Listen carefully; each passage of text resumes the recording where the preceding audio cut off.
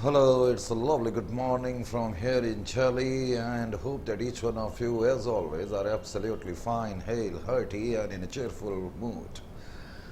So, we will still continue with the holding company, and we have already seen the initial part of the holding company. Now we are very well aware of the fact what exactly is a holding company, what exactly is subsidiary company, and how the accounting pattern actually unfolds, and what we are supposed to do as far as accounting aspects is concerned. And especially, we know the steps now. For instance, when we do the accounting, as far as when we prepare the consolidated financial statements, the first step is what we call determination of cost of control, as we talked about that in the last session. And second step, then we analyze the accounting period of the subsidiary company. And more significantly, the basic purpose of analyzing the accounting period is to divide it into pre-acquisition period and post-acquisition period. Correct? We also know the meaning of what we call profits earned in the pre-acquisition period and profits earned in the post-acquisition period by the subsidiary company. And why we do that, important thing is that we also are now aware of that, because we need to compute cost of control, and for that we need to have the share of holding company in the pre-acquisition profits of subsidiary company. And now we also know the next step is what we call segregation of the profits and reserves of the subsidiary company into pre-acquisition period and post-acquisition period. And we are also aware of the fact that we are supposed to actually prepare minority interest, and then ultimately we have to prepare the consolidated balance sheet. So after having a look over the initial concepts of the holding company, now we are going to stretch our discussion to some further limits so that we can supplement the discussion and the examples which we have had in the what we call earlier session, to have a firmer grip over the what we call concept of holding company. So we will continue with that, and we are picking up in this particular session question number 2. तो बेटे question number 2 से आज की शुरुआत होगी, तो question number 2 को आप देखें. क्वेश्चन नंबर 2 मैंने लिखा, question number 2. So this is the first question of the day. Question number 2.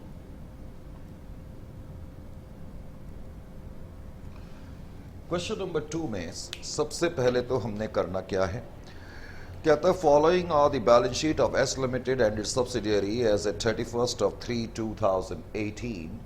I'm looking for the calculator because I would need that, and here is the calculator.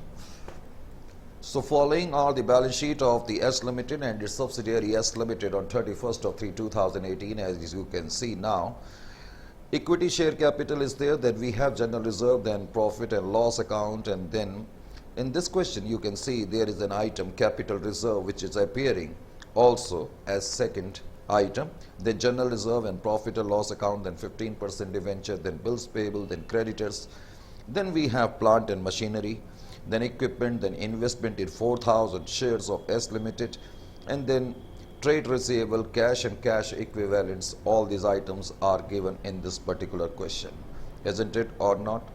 Yes, sir. Now what we are supposed to do, first of all, it is given that prepare a consolidated balance sheet as at 31st of 3/2018 after taking into account the following. Question clearly states that S Limited acquired 80% control on 1st of April 2017 in S Limited, and then profit and loss account balance of S Limited as at 1/4/2017 stood at 2 lakh, while general reserve balance on that date was rupees 50,000. Bills payable of S Limited include 10,000 worth of bills due to H Limited. Creditors of S Limited include 50,000 due to S Limited. अब बेटे ये जो last की 2 लाइनें हैं, अभी इनकी चर्चा हमने फर्स्ट सेशन में नहीं करी थी. इनफैक्ट इस क्वेश्चन में हम इंटर कंपनी ट्रांजैक्शन का केस भी देखेंगे. इंटर कंपनी ट्रांजैक्शन का केस क्या है, इसकी चर्चा भी इस पर्टिकुलर क्वेश्चन में होगी. आइए फिर हम स्टार्ट करते हैं. सबसे पहले जैसा कि हम नॉर्मली करते हैं, पहला स्टेप अब हमें मालूम है कि हमें डिग्री ऑफ कंट्रोल कंप्यूट करना होता है. Step number 1.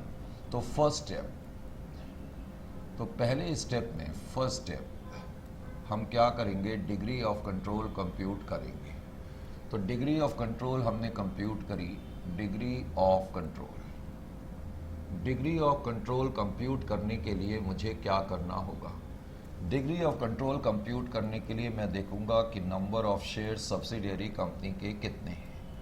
Number of shares of subsidiary company, number of shares of subsidiary company, first of all you are going to compute that subsidiary company की बेटे टोटल शेयर कैपिटल 5 लाख है और एक share subsidiary company का 100 रुपए का है, तो इसका मतलब सब्सिडियरी कंपनी के नंबर ऑफ शेयर्स कितने होंगे 5 लाख डिवाइडेड बाई 100। एक शेयर सब्सिडियरी कंपनी का 100 रुपए का है, तो इसका मतलब total number of share subsidiary company के 5000 हैं।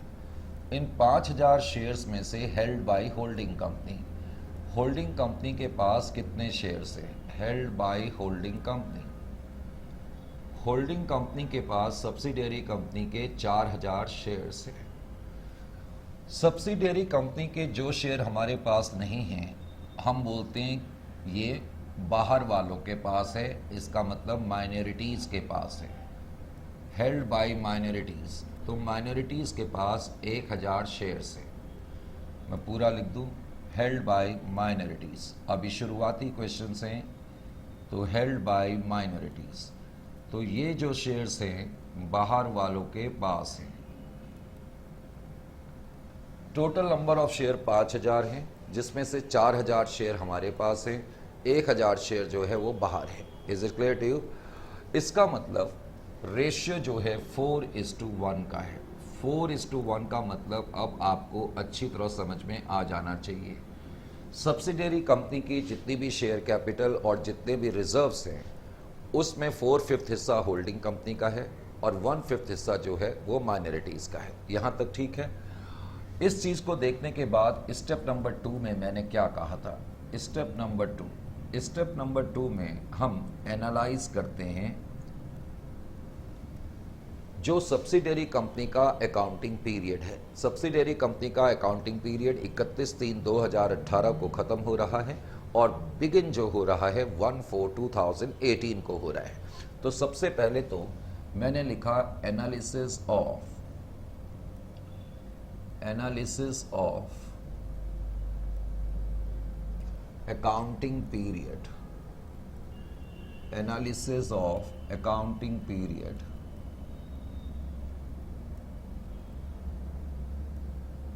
Accounting period of subsidiary company. Subsidiary company के अकाउंटिंग पीरियड को हमने एनालाइज करा। अब जब हम एनालाइज करेंगे तो हम ये देखने की कोशिश करेंगे कि सब्सिडियरी कंपनी का अकाउंटिंग पीरियड कौन सी तारीख से स्टार्ट हो रहा है। सब्सिडियरी कंपनी का अकाउंटिंग पीरियड 1/4/2017 से स्टार्ट हुआ और सब्सिडियरी कंपनी का अकाउंटिंग पीरियड 31/3/2018 को ख़त्म हुआ। अकाउंटिंग पीरियड की शुरुआत से लेके जो अंत तक का पीरियड है, अब मैं उसको कई बार कह चुका हूँ, उसको हम कहते हैं ड्यूरिंग द ईयर का पीरियड। अकाउंटिंग पीरियड की बिगनिंग से लेकर के एंड तक का जो पीरियड होता है इसको हम कहते हैं during the accounting period, during the year period. Simplicity के लिए हम इसको ड्यूरिंग द ईयर पीरियड कहेंगे या करंट अकाउंटिंग पीरियड कहेंगे। ये ड्यूरिंग द ईयर पीरियड है, सिंप्लिसिटी के लिए हम इसको ये कहते हैं। ऐसा नहीं है कि ये इसका लीगल नाम है, हम अपनी सिंप्लिसिटी के लिए कह रहे हैं। हम इसको बोलेंगे ड्यूरिंग द ईयर पीरियड, यानी कि अकाउंटिंग ईयर की बिगनिंग से लेके अंत तक का पीरियड। अब आप ये देखो कि आपने कंट्रोल कौन सी तारीख को आपने कंट्रोल हासिल करा। होल्डिंग कंपनी ने इस तारीख को कंट्रोल एक्वायर करा, कंट्रोल एक्वायर्ड, इजंट इट और नॉट, क्वेश्चन में लिखा है। तो डेट ऑफ कंट्रोल आपकी बिगनिंग की है, डेट ऑफ कंट्रोल, तो डेट ऑफ कंट्रोल बेटे बिगनिंग की है। तो डेट ऑफ कंट्रोल अगर बिगनिंग की है तो इसका मतलब इस तारीख को सब्सिडियरी कंपनी के जितने भी प्रॉफिट हैं, इस तारीख को सब्सिडियरी कंपनी के जितने भी प्रॉफिट्स हैं वो प्रॉफिट तो सब्सिडियरी कंपनी ने पिछले साल अर्न कर लिए होंगे कि नहीं, क्योंकि वो पिछले साल के क्लोजिंग बैलेंस है। भाई ओपनिंग बैलेंस का मतलब क्या है, वो लास्ट ईयर के एंड के क्लोजिंग बैलेंस हैं। तो इसका मतलब हमारे एक्वायर करने से पहले सब्सिडियरी कंपनी ने ये प्रॉफिट्स अर्न कर लिए थे, इजंट इट और नॉट? यहाँ तक ठीक है? तो इसका मतलब ये हो गया कि ये जो प्रॉफिट्स हैं इस तारीख को ये तो कैपिटल नेचर के माने जाएंगे। एक्वायर करने से पहले सब्सिडियरी कंपनी में जिस दिन हमने इन्वेस्टमेंट करी उससे पहले वो हमारी सब्सिडियरी कंपनी नहीं थी। उससे पहले सब्सिडियरी कंपनी ने जो भी प्रॉफिट्स कमाए वो हमारे लिए कैपिटल नेचर के प्रॉफिट माने जाएंगे या अकाउंटिंग लैंग्वेज में प्री एक्विजिशन प्रॉफिट्स माने जाएंगे। इस तारीख से लेकर के इस तारीख तक सब्सिडियरी कंपनी ने जितने भी प्रॉफिट कमाए हैं, पहले तो हम बोलेंगे ये ड्यूरिंग द ईयर के पीरियड के प्रॉफिट है। और जो ड्यूरिंग द ईयर का पीरियड है वो सारा का सारा पोस्ट एक्विजिशन पीरियड है। यहाँ से लेके यहाँ तक सारा पीरियड पोस्ट एक्विजिशन है।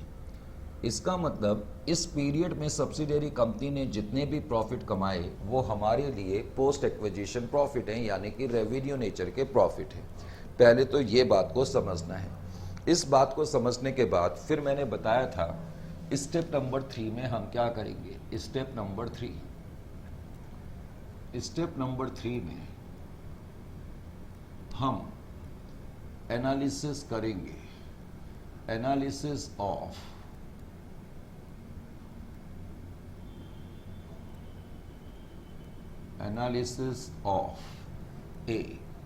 एक तो हम एनालिसिस ऑफ P&L करेंगे, of course of subsidiary company. ये बार बार सब्सिडियरी कंपनी लिखने की जरूरत नहीं है क्योंकि हम जितने भी एनालिसिस कर रहे हैं वो सब्सिडियरी कंपनी के आइटम के ही एनालिसिस कर रहे हैं। यहाँ तक ठीक है। अब सबसे पहले तो ये बताओ कि सब्सिडियरी कंपनी के प्रॉफिट एंड लॉस अकाउंट में क्लोजिंग बैलेंस कितना है। इस एनालिसिस को करने के लिए हम क्या करेंगे, हम पहले तो ये देखेंगे कि अकाउंटिंग पीरियड की शुरुआत कहाँ पर है और अकाउंटिंग पीरियड का अंत किस तारीख को है। अकाउंटिंग पीरियड की बिगनिंग यानी कि 1/4/2017 और क्लोजिंग बैलेंस 31/3/2018।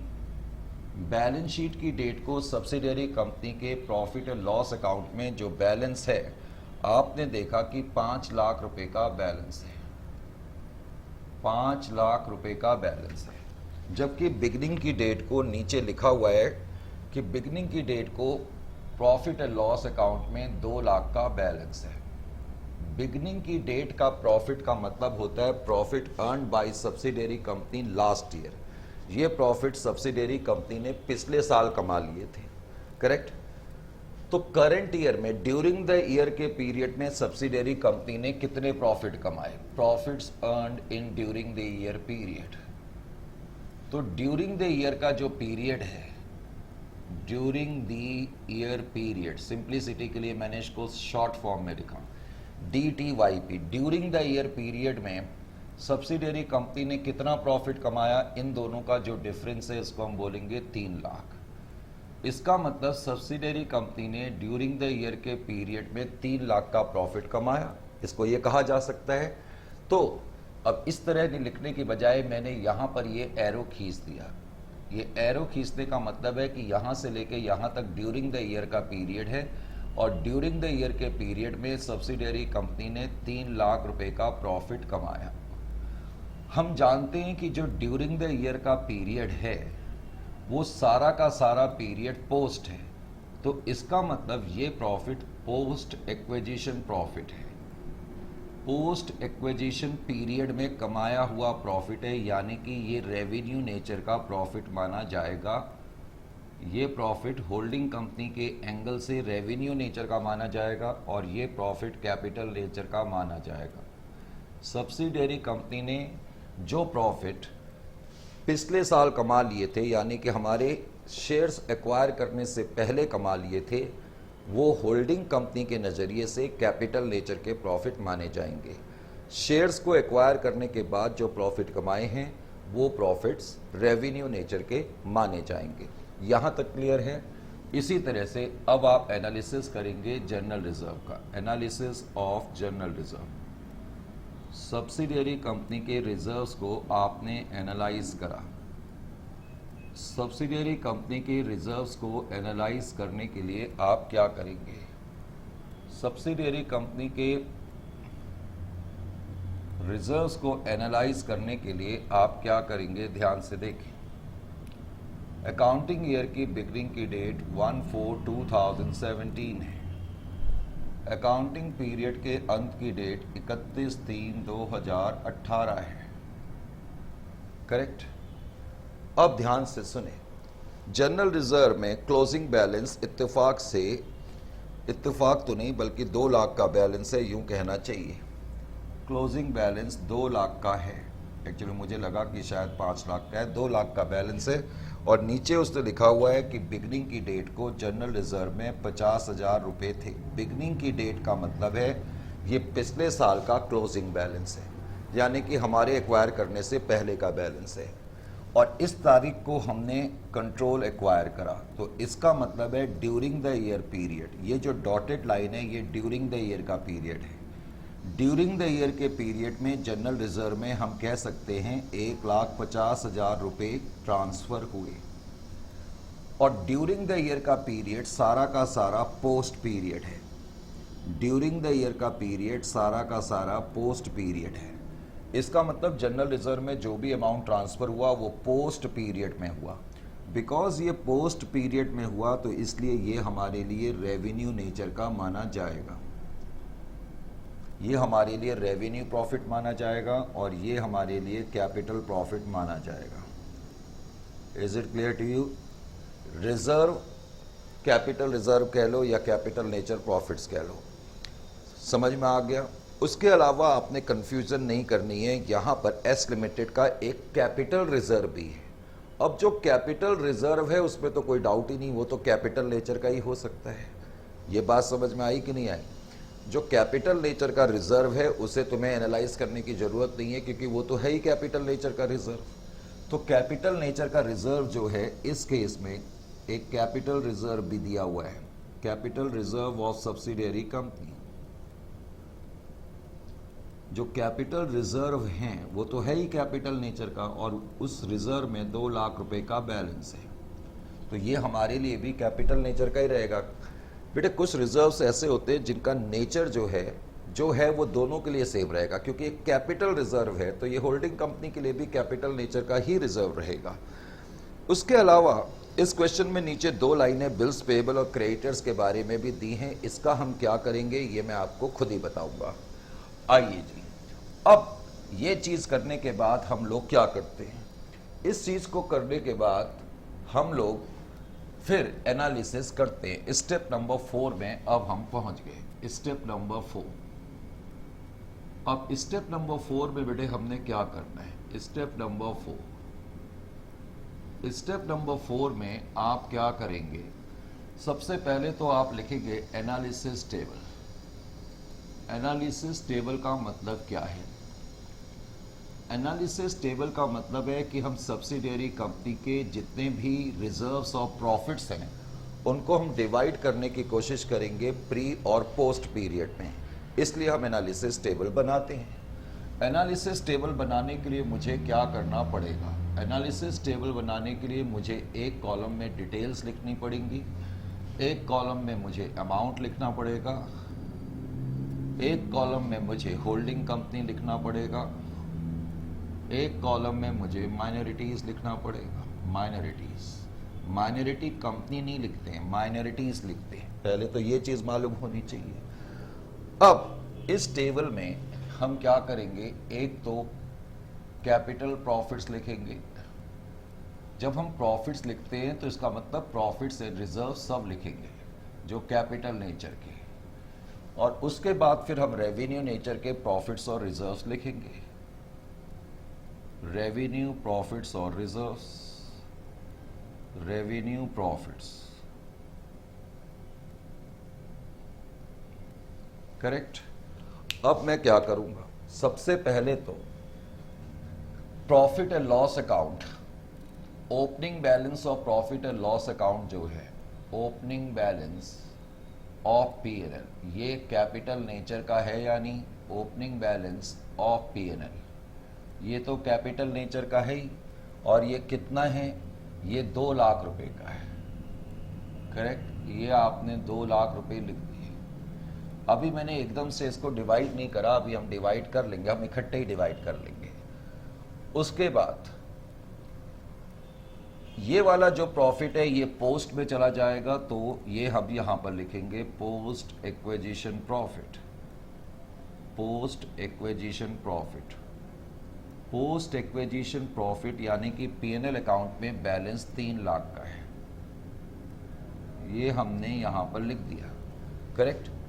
उसके बाद जनरल रिजर्व, ओपनिंग बैलेंस जो जनरल रिजर्व का है, opening balance of general reserve, ये हमारे लिए कैपिटल नेचर का है, तो बेटे इसको हम यहां पर लिखेंगे 50,000।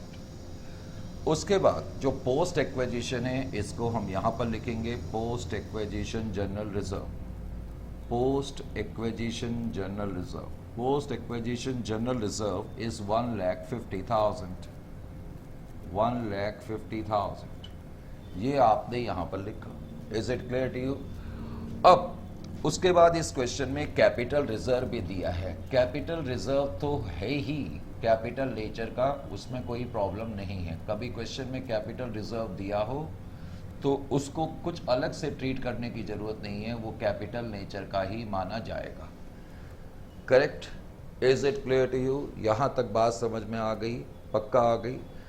अब मैं क्या करूंगा, अब मैं सबसे पहले तो इन तीनों को टोटल कर लेता हूं। इन तीनों का जो टोटल है वो 4,50,000 है, मैंने यहां पर लिखा 4,50,000, 4,50,000। अब इसका टोटल नहीं करना है, पहले तो ध्यान से सुनो हम कर क्या रहे हैं। एक तो तरीका ये है कि मैं ये और ये और ये अलग अलग करूं और उनका टोटल कर लूं, या डायरेक्टली 450 का टोटल कर दूं। बात समझ में आ रही है या नहीं आ रही? तो हम एक ही बारी टोटल कर देते हैं, अलग अलग टोटल करेंगे। आप मेरा पॉइंट समझे, जैसे 2 लाख है उसमें 1/5 इनका है, 4/5 हमारा है, इसमें भी 1/5 इतना है। एक तो तरीका यह है कि मैं अलग अलग करूं, और एक तरीका यह है कि मैं एक ही बारी ऐड कर करके कर दूं। तो सबसे पहले तो 1/5 आ जाएगा 90,000। ये 90,000 हिस्सा इनका आ गया या नहीं आ गया? सर बिल्कुल आ गया। 4,50,000 into 4 that is 3,60,000। इनका हिस्सा 4/5 है, इनका हिस्सा 1/5 है।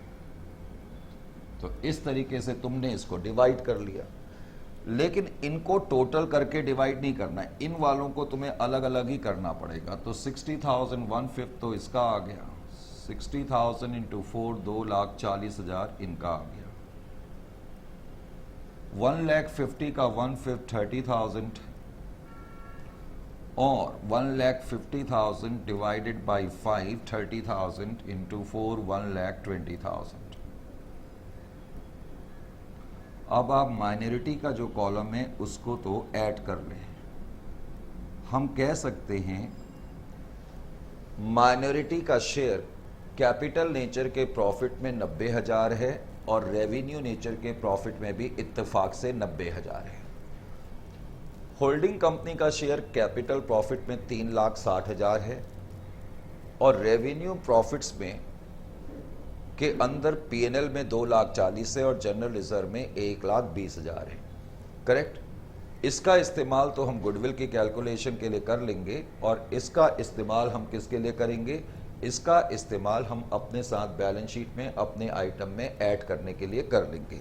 यहाँ तक की कहानी को पूरा करने के बाद अब हम क्या करेंगे? अब मैं स्टेप नंबर 5 में आ गया। Step number 5,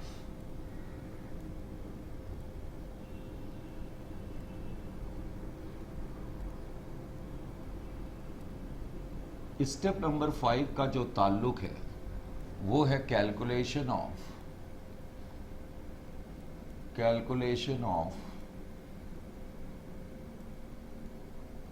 cost of control. Cost of control,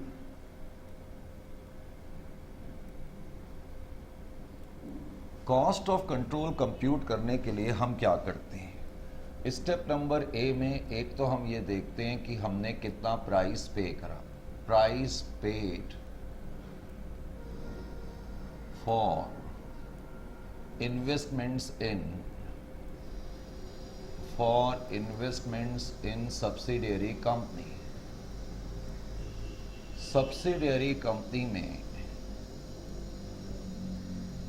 invest करने के लिए आपने कितना पैसा, जो आपने इन्वेस्टमेंट करी, कितना पैसा आपने लगाया? कितना पैसा बेटे आपने लगाया? क्वेश्चन के मुताबिक आपने 4000 शेयर में इन्वेस्टमेंट करी है और 4000 शेयर में इन्वेस्टमेंट करने के लिए आपने जो पैसा लगाया है वो 5 लाख रुपए लगाया है। 4 लाख शेयर खरीदने के लिए आपने 5 लाख रुपए लगाए, यानी कि थोड़ा ज़्यादा पैसा आपने पे करा है। करेक्ट?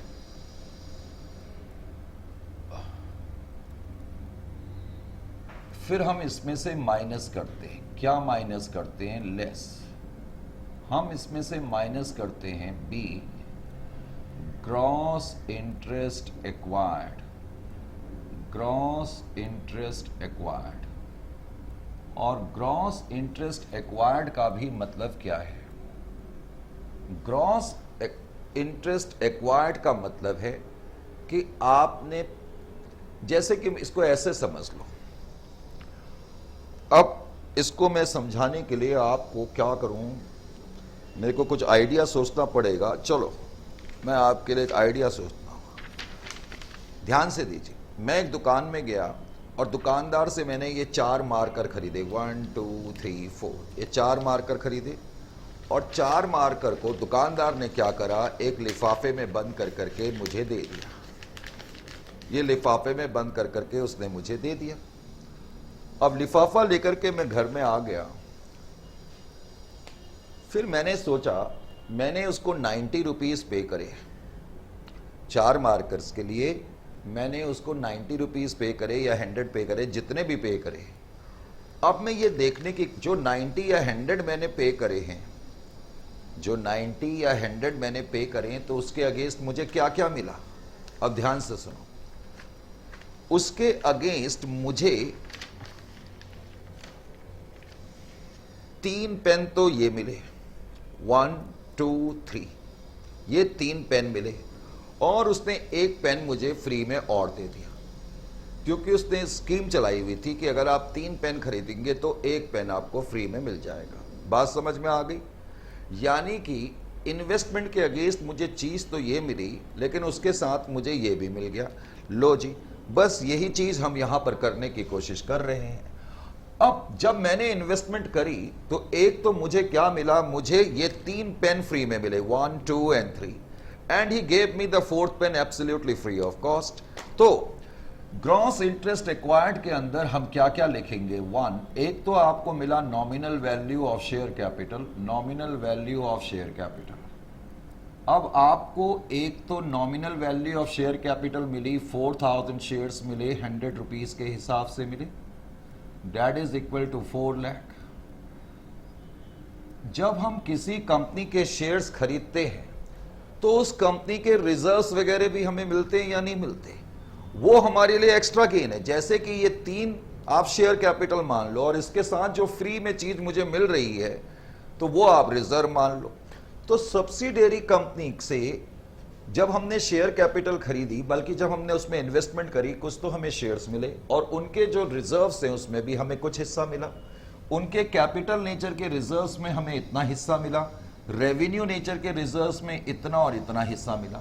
लेकिन इंपॉर्टेंट पॉइंट यहां पर क्या है, गुडविल की कैलकुलेशन करने के लिए सब्सिडियरी कंपनी से आपको जो कैपिटल नेचर के रिजर्व में हिस्सा मिला है, केवल और केवल आप उसी का यूज कर सकते हैं।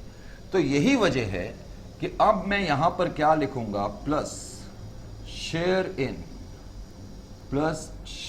In capital reserves, share in capital reserves of subsidiary company. Subsidiary company के जो कैपिटल रिजर्व में आपको हिस्सा मिला, वो कितना मिला? ये वाला हिस्सा मिला। तो ये वाला हिस्सा आप कहां लिख रहे हैं? यहां पर लिख रहे हैं। Is it clear to you or not? समझ में आ गया कि नहीं आ गया? तो 3,60,000 आपको और मिल गया कैपिटल नेचर का बेनिफिट। सर हम यहां पर रेवेन्यू नेचर के रिजर्व्स को क्यों नहीं ऐड कर रहे हैं? मैंने आपको बताया था बेटे सब्सिडियरी कंपनी में जब मैंने इन्वेस्टमेंट करी तो ये कैपिटल नेचर का खर्चा है। मैं कैपिटल नेचर के खर्चों को कैपिटल नेचर के बेनिफिट से कंपेयर करना चाहता हूं, इसलिए मैं रेवेन्यू नेचर में जो हमारा हिस्सा है उसको मैं यहां पर नहीं ले रहा। Is it clear to you or not? अब मैं इनको टोटल कर दूंगा। अगर मैंने इनको टोटल करा तो it will be equal to 7,60,000 और 7,60,000 अब आप इसमें से माइनस कर देंगे तो आपको फायदा हो गया या नुकसान हो गया? सर अब की बार तो फायदा हो गया। फायदा बेटे कितने का हो गया? फायदा हमें कितने का हो गया? फायदा हमें हो गया 2,60,000 का। तो 2,60,000 का आपको फायदा हो गया तो आप यहां पर फायदा लिखेंगे। समझ में आया कि नहीं आया? यस सर, बिल्कुल समझ में आ गया, बड़ा मजा आ गया। तो इस तरीके से इस वक्त आपकी गुडविल जो है, बल्कि यहां गुडविल और कैपिटल रिजर्व आ सकता है, लेकिन इस केस में ये कैपिटल रिजर्व है। This is your capital reserve, correct. आप बेटे इसको नोट करें। अभी हम इसकी कहानी बरकरार जारी रखेंगे।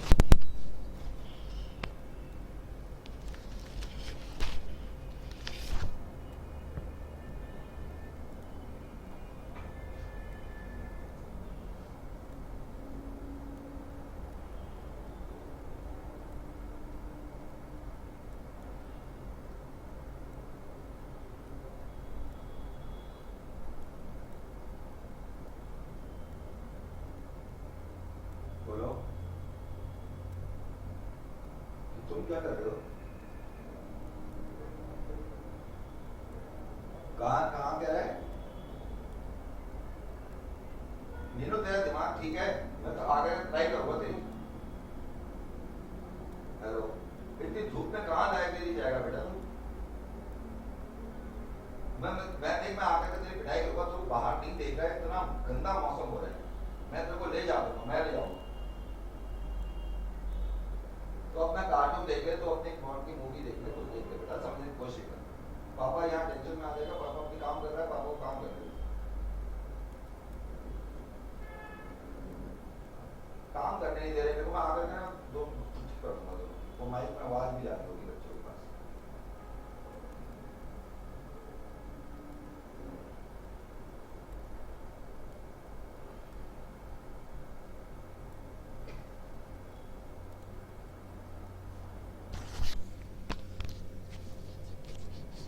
हाँ जी बेटे, लिखा ये। अब कॉस्ट ऑफ कंट्रोल भी आपने कंप्यूट कर लिया। Now you are in a position to compute minority interest. तो बेटे माइनॉरिटी इंटरेस्ट कंप्यूट करेंगे स्टेप नंबर 6 में। Step number 6 minority interest. आपने माइनॉरिटी इंटरेस्ट कंप्यूट करा।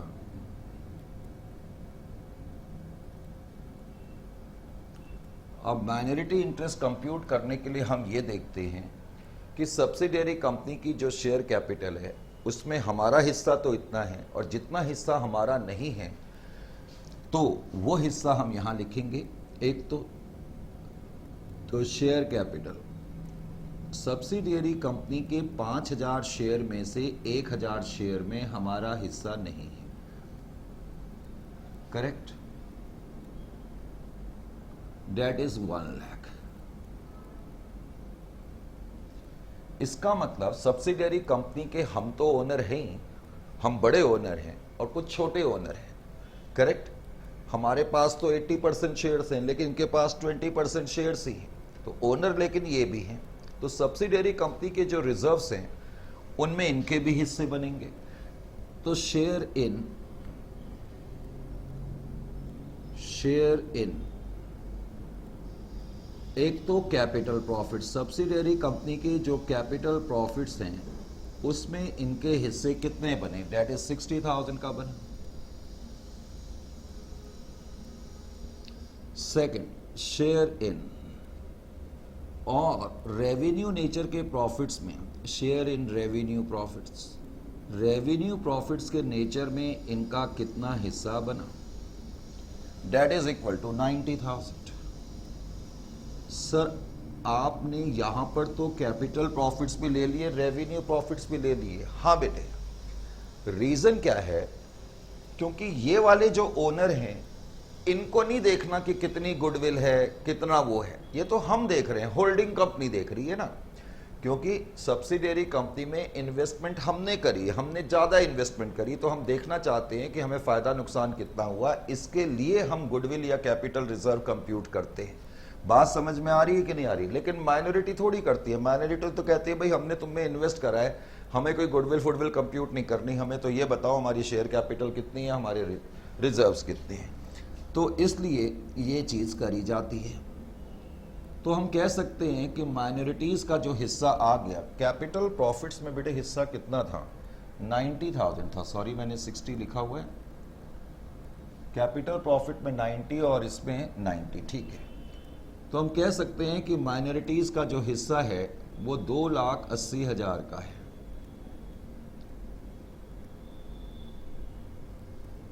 करेक्ट। अब ये चीज़ें करने के बाद हमें बनानी पड़ती है बैलेंस शीट। अब बैलेंस शीट कैसे बनाएंगे? Let's have a look.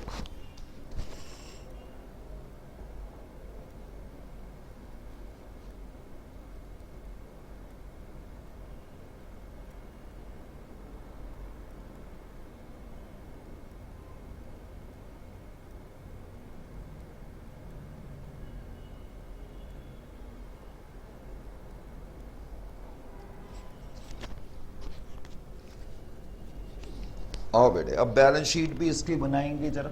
Step number 7।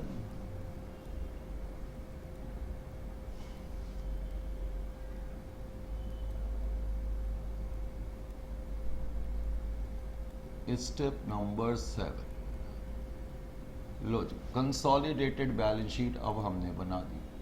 Consolidated balance sheet. अब कंसोलिडेटेड बैलेंस शीट बनाने के लिए 1, इक्विटी एंड लायबिलिटी, इसके अंदर भी हम लिखेंगे 1 share capital. Share capital, share capital के अंदर भी जो होल्डिंग कंपनी की शेयर कैपिटल है हम केवल उसी को लिखते हैं। तो equity share capital holding company की जो है उसको बेटे आप लिखेंगे 15 lakh. Equity share capital 15 lakh. Subsidiary company की जो शेयर कैपिटल है उसमें से 1 लाख हमने यहां लिख दी, 4 लाख हमने यहां लिख दी, इसलिए उसको अब अलग से नहीं लिखा जाएगा। उसके बाद सब्सिडियरी कंपनी के बाद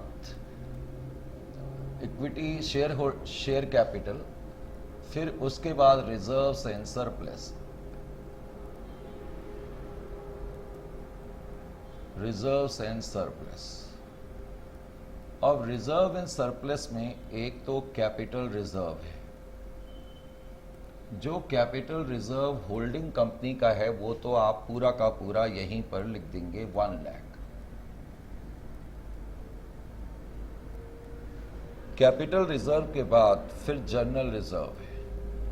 होल्डिंग कंपनी का जो जनरल रिजर्व है वो 2 लाख रुपए का है। जनरल रिजर्व 2 लाख रुपए का है। अब मैं ये पॉइंट बता रहा था, होल्डिंग कंपनी का जनरल रिजर्व 2 लाख का है और जो सब्सिडियरी कंपनी के पोस्ट एक्विजिशन जनरल रिजर्व है उसमें जो हमारा हिस्सा है पोस्ट एक्विजिशन वो हम यहां पर ऐड कर देंगे, प्लस पोस्ट एक्विजिशन शेयर, चलो मैं लिख ही देता हूं, plus post acquisition share, plus post acquisition share, एक बार मैंने लिख ही दिया। तो पोस्ट एक्विजिशन शेयर बेटे 1,20,000 है, तो 1,20,000 आपने लिखा। तो इस तरीके से 3,20,000 आप यहां पर लिखेंगे। उसके बाद प्रॉफिट एंड लॉस अकाउंट है। अब profit and loss account holding company का जो हिस्सा है, प्रॉफिट एंड लॉस अकाउंट में 4 लाख है, तो 4 लाख तो आपने यहां पर लिखे, प्लस आपने इसमें ऐड करा पोस्ट एक्विजिशन शेयर। अब पोस्ट एक्विजिशन शेयर यहां से आपने देखा 2,40,000, तो 2,40,000 आपने यहां पर लिखा, करेक्ट। उसको अब आप ऐड करके लिख दें, डेट इज इक्वल टू 6,40,000। उसके बाद फिर non current liability, non current liability, non current liability के अंदर नॉन करेंट लायबिलिटी के अंदर सिर्फ 15% डिवेंचर आएंगे of holding company. 15% debentures of holding company is equal to 5 lakh, तो 5 लाख की फिगर आप लिखेंगे, करेक्ट। उसके बाद फिर करंट लायबिलिटीज है, करंट लायबिलिटीज। अब करंट लायबिलिटीज का जहां तक सवाल है, करंट लायबिलिटीज के अंदर एक तो बिल्स पेएबल है, ध्यान से देखें। बिल्स पेएबल होल्डिंग कंपनी की 1 लाख है, कितनी है 1 लाख, प्लस सब्सिडियरी कंपनी की 2 लाख है। अभी मैंने जानबूझ के इसको आउटर कॉलम में नहीं लिखा। इसी तरीके से क्रेडिटर्स है, क्रेडिटर्स जो हैं 2 लाख के हैं,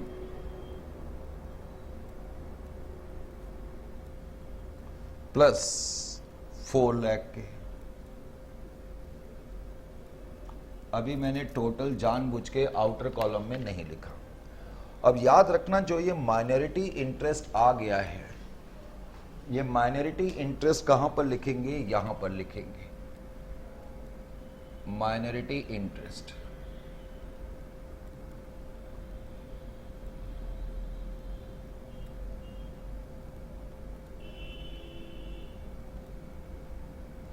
माइनॉरिटी इंटरेस्ट का अमाउंट जो है वो 2,80,000 का है। 2,80,000 तुमने लिख दिया। उसके बाद आइए जी, अब हम एसेट साइड की तरफ आते हैं। सेकंड, एसेट साइड में सबसे पहले तो non current assets, non current assets.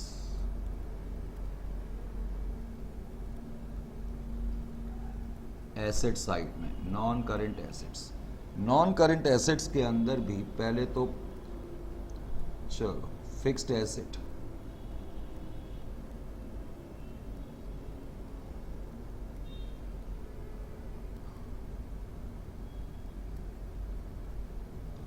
Fixed asset के अंदर भी पहले tangible asset, plant and machinery. अब प्लांट एंड मशीनरी 14 लाख और 5 लाख मैंने मिला करके लिख दी। बात समझ में आ गया? चलो यहाँ थोड़ी जगह कम है तो मैंने यहाँ पर लिख दिया प्लांट एंड मशीनरी 14 लाख और 5 लाख, 14 लाख प्लस 5 लाख,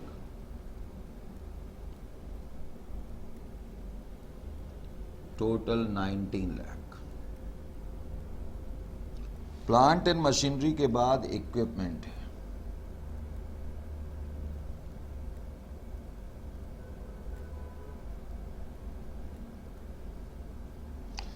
इक्विपमेंट का जहां तक सवाल है 5 लाख प्लस 4 लाख,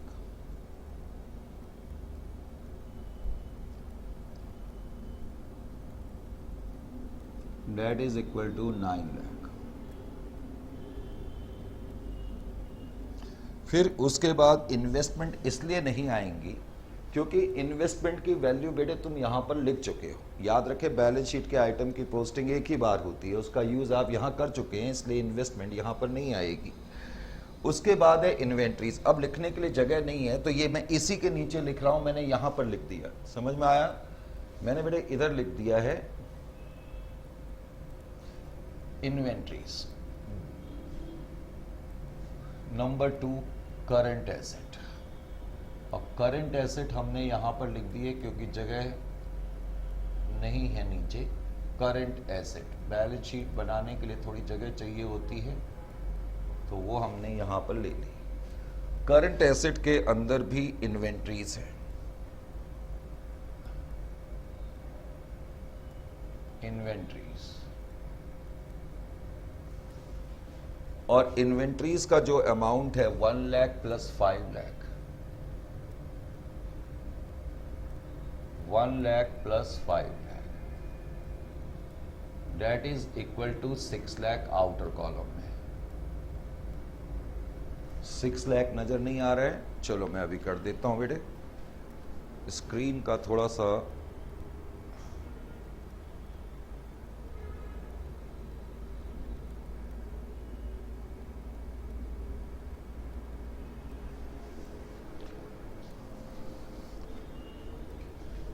ठीक है।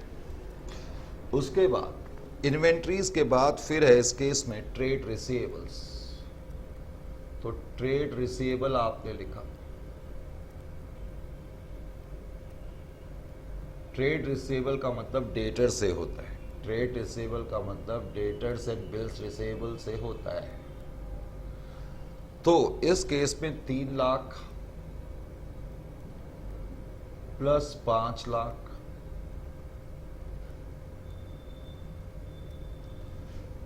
फिर उसके अलावा इसमें डेटर्स प्लस बिल्स रिसीवेबल दोनों शामिल होते हैं ट्रेड रिसीवेबल्स में बेटे।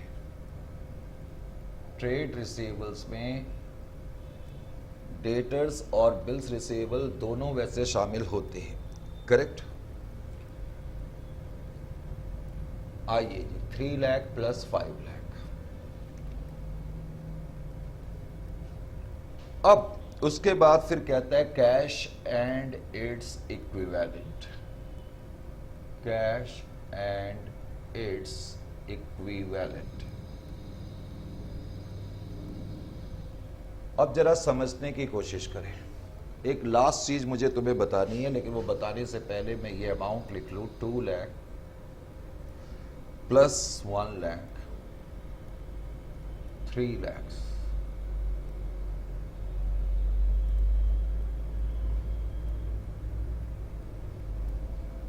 अब बेटे समझना क्या है मेन पॉइंट। पहले तो जो आपकी वर्किंग में कैपिटल रिजर्व निकला था, जो आपकी वर्किंग में कैपिटल रिजर्व निकला था, एक तो वो बैलेंस शीट में लिखना भूलना नहीं है, करेक्ट। बैलेंस शीट के अंदर हम लिखेंगे कैपिटल रिजर्व, जो ये हमारा निकला था 2,60,000, करेक्ट। ये हम यहां लिख देंगे। अच्छा, कैपिटल रिजर्व कौन सा? अच्छा, ये होल्डिंग कंपनी वाला है ना। उसके अलावा कैपिटल रिजर्व जो वर्किंग से निकला, हालांकि वो इसके साथ मिला करके लिख सकते हो, लेकिन अब समझाने के लिए मैंने लिख दिया, डेट इज 2,60,000। समझाने के लिए बेटे मैंने इसको अलग से लिख दिया, तुम चाहो तो आप इन दोनों को मिला करके भी लिख सकते हो, करेक्ट। 2,60,000 तुम्हारा कैपिटल नेचर का रिजर्व निकला है। तो कैपिटल नेचर के रिजर्व को आप अलग से दिखा सकते हो या होल्डिंग कंपनी के साथ रिजर्व में मिला करके दिखा सकते हो। खैर, अब मेन पॉइंट मुझे आपको क्या बताना है, पहले तो यहां पर सुने ध्यान से। मुझे तुम्हें बताना था इंटर कंपनी ट्रांजैक्शन से रिलेटेड कुछ point. Inter company transaction, inter company transaction का मतलब क्या है?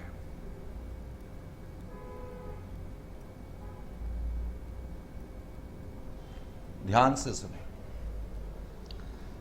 जैसे कि मान लेते हैं मैं मिस्टर ए हूं और आप मिस्टर बी हैं, करेक्ट। मैं मिस्टर ए हूं और आप मिस्टर बी हैं। मैंने आपको 5 लाख रुपए लोन के रूप में दिए। मैंने आपको लोन के रूप में दिए, तो इसका मतलब मैंने आपसे पैसे लेने हैं। मैं अपनी एसेट साइड पे लिखूंगा लोन टू बी। मान लेते मैंने आपको 5 लाख रुपए दिए, और आप इसको अपनी लायबिलिटी साइड में लिखोगे लोन फ्रॉम ए। लिखोगे या नहीं लिखोगे? 5 लाख। अब ध्यान से देखो, अब मान लेता हूं कि मैंने आपको टेक ओवर कर लिया, मैंने आपको खरीद लिया, तो अब आप और मैं एक ही कंपनी बन गए या नहीं बन गए? भाई, मैंने आपके बिजनेस को टेक ओवर कर लिया, तो इसका मतलब क्या है? इसका मतलब है आपके सारे एसेट भी मैंने ले लिए, आपकी सारी लायबिलिटी भी मैंने ले ली। अब जब मैंने आपके सारे एसेट्स भी ले लिए, और मैंने अब आपकी सारी लायबिलिटी भी ले ली, तो इसका मतलब क्या हो गया कि आपके जितने एसेट हैं अब वो मेरे ही एसेट बन गए और आपकी जितनी लायबिलिटी है वो भी मेरी लायबिलिटी बन गई। इसका मतलब अब मेरी बुक्स में क्या नजर आ रहा है कि आपने जो 5 लाख लिखा था लायबिलिटी में, अब मेरी बुक्स में क्या नजर आ रहा है कि ये 5 लाख रुपए मैंने अपने को ही देने हैं और ये 5 लाख रुपए मैंने अपने से ही लेने हैं। अब तो मेरी बुक्स में ऐसे नजर आ जाएगा क्योंकि मैंने आपका बिजनेस टेक ओवर कर लिया। तो अब मैं क्या करूंगा, इनको कैंसिल कर दूंगा, यानी कि इंटर कंपनी ट्रांजैक्शन का मतलब है हम उसको एसेट और लायबिलिटी दोनों में से निकाल देंगे, एलिमिनेट कर देंगे। बात समझ में आई कि नहीं आई? जैसे कि यहां देखो, मान लेते हैं मेरे 100 लाख के एसेट हैं, करेक्ट?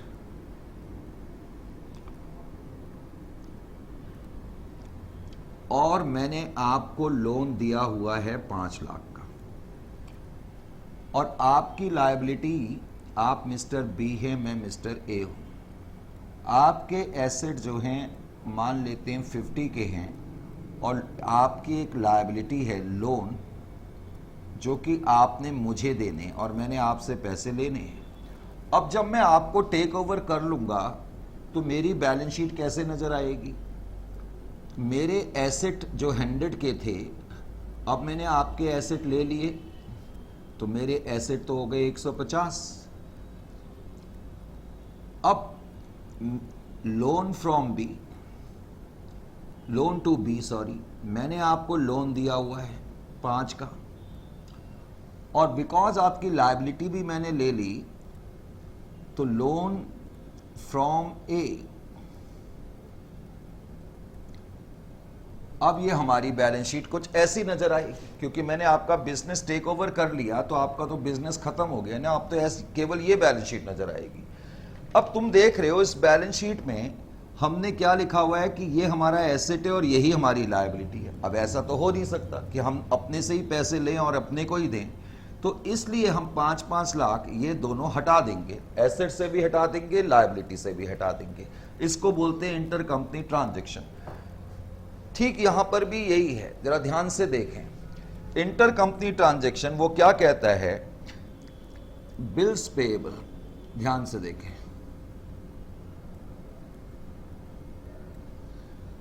कहता है कि जो बिल्स पेएबल हैं, नीचे उसने जो लिखा कि एस लिमिटेड के जो बिल्स पेएबल हैं, कहता है उसके अंदर 10,000 रुपए ऐसे इंक्लूड हैं जो उसने होल्डिंग कंपनी को देने हैं। सब्सिडियरी कंपनी कह रही है कि हमारे जितने भी बिल्स पेएबल हैं उसमें 10,000 का ऐसा अमाउंट शामिल है जो हमने आपको देना है। Is it clear to you? तो इसका मतलब क्या हो गया, ध्यान से सुने। अब मैं क्या करूंगा, यहां पर बिल्स पेएबल में से 1 लाख प्लस 2 लाख मैं लिखूंगा minus inter company transaction, less inter company transaction. 10,000 rupees के बिल जो मैंने आपको देने हैं, एक तो मैं बिल्स पेएबल में से माइनस करूंगा और दूसरे में एसेट साइड से भी। अब एसेट साइड में बिल्स पेएबल नहीं दिए हैं, वो बिल्स रिसीवेबल में से माइनस होगा और बिल्स रिसीवेबल ट्रेड रिसीवेबल के अंदर है, इसलिए हम यहां से माइनस करेंगे 10,000। वैसे आपको यह भी देखने की जरूरत नहीं कि किसने किसको देने हैं। अगर इंटर कंपनी ट्रांजैक्शन बिल से रिलेटेड है तो बिल्स पेएबल में से भी माइनस कर दो, बिल्स रिसीवेबल में से भी माइनस कर दो। ऐसे ही कहता है creditors of H limited, holding company के क्रेडिटर में 50,000 रुपए ऐसे हैं जो उसने देने हैं, किसको? जो उसने देने हैं सब्सिडियरी कंपनी को। तो एक बार तो क्रेडिटर में से माइनस कर दो 50,000 और एक बार 50,000 डेटर्स में से माइनस कर दो, क्योंकि डेटर्स और बिल्स रिसीवेबल इकट्ठे दिए हुए तो हम यहीं से माइनस कर देंगे। बात समझ में आ गई? तो इस तरीके से इसको करा जाएगा। तो इंटर कंपनी ट्रांजैक्शन 1 + 2 3 - 10, तो 2,90,000 ये आउटर कॉलम में आप लिखेंगे। फिर 6 लाख माइनस 50,000 5,50,000 लिखेंगे। फिर उस ये आपकी लायबिलिटी साइड का टोटल हो जाएगा। एसेट साइड के अंदर फिक्स्ड एसेट, इक्विपमेंट और इन्वेंट्रीज और ये अमाउंट आ गया 8 लाख माइनस 60,000, तो 7,40,000। और ये तुम्हारा एसेट साइड का टोटल आ जाएगा। This is how you are suppose to do this particular question. समझ में आ गया? तो इस क्वेश्चन को करने के बाद अब नेक्स्ट क्लास में आपसे फिर मुलाकात होगी नेक्स्ट क्वेश्चन के साथ, ठीक है?